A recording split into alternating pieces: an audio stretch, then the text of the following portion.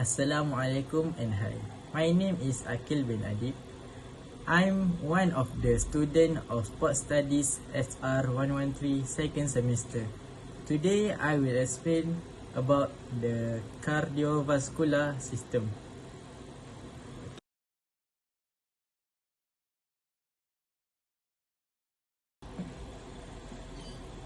This system has three major structures.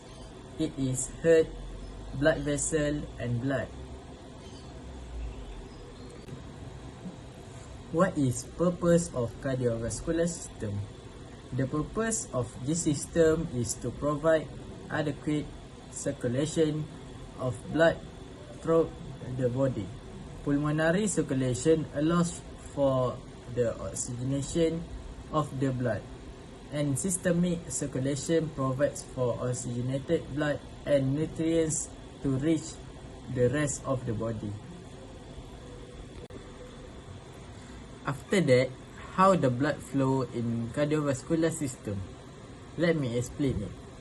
First, the unoxygenated blood will flow through superior vena cava and inferior vena cava, and will continue to flow into the right side of the heart. The right side of the heart also divides into two parts. It is right atrium and right ventricle. The right atrium takes in the oxygenated blood that is loaded with carbon dioxide. The blood is squeezed down into the right ventricle and taken by a pulmonary artery to the lungs, where the carbon dioxide is replaced with oxygen.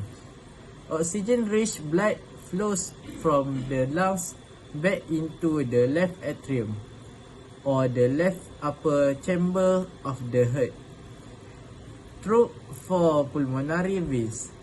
Oxygen-rich blood then flows through the mitral valve into the left ventricle, or the left lower chamber. After that, the blood will flow out through the aorta. Vessels transport nutrients to organ or tissue and to transport waste away from organ or tissue in the blood. A primary purpose and significant role of the vasculature is its participation in oxygenating the body. The blood carries nutrients such as vitamin, mineral, sugar, fat and protein around the body. Digested nutrients are absorbed into the blood through capillaries in the small intestine. They are then moved to the cells around the body where they are needed. Oxygenated blood will be absorbed into the cell in the body, and unoxygenated blood will be absorbed back into the blood vessels and will return to superior and inferior vena cava. And this circle will repeat itself until we die. This is two examples of abnormal condition of heart. Firstly, atrial septal defect. An atrial septal defect is a birth defect of the heart in which there is a hole in the wall septum that divides to upper chambers atrial of the heart. A hole can vary in size and may close on its own or may require surgery. An atrial septal defect is one type of congenital heart defect. And second, single ventricles. A single ventricle defect is a type of heart defect that a child is born with. It occurs when one of the two pumping chambers in the heart, called ventricles, isn't large enough or strong enough to work correctly. In some cases, the chambers might be missing a valve.